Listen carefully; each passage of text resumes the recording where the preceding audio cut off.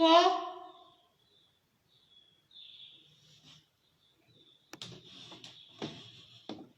Uri kuti chi?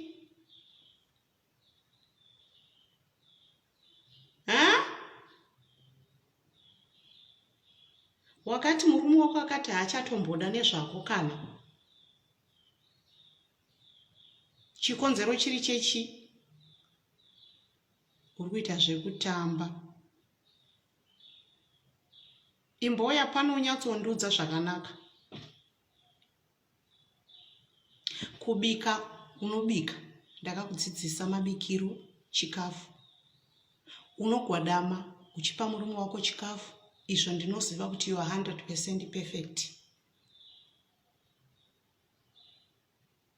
Stonyi, you know very well. Ndakakudemonstratera savatete vako.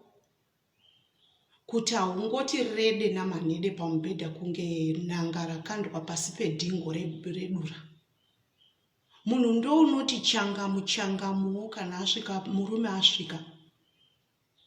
Unogeza zvokubvisa svina kuti vanhu vemuraini kana vachiuya vachikushanyira vasahwahwema munhu uya wamadeko. Asi wozogeza baba vauya. Zviya zvokuti ivo vakati rede pamubhedha vakazorora. Iwo unenge uchishinyaira. Ukati gumbo pamusoro pomubhedha. Ukati gumbo pamusoro petafura.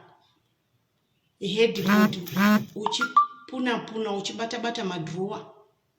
Uchizora zvemafuta pakati pamagaro apa pose nepastonyi yako. Unofungidzira kuti murume angatadza kumukigwa nasekuru vambuya yake. Chaizvo chaakamboti izvo wasvora pauri chino kuti ini ndakakudzidzisa chero mabatiro. Chaakanyanya kusvora chaizvo chi pauri mwana wazvanzi yangu. Ndakakudzidzisa kubvira day 1. 2 weeks was not a joke. Kubvira paukangondiudza kuti wava nenhumbu yaKennedy.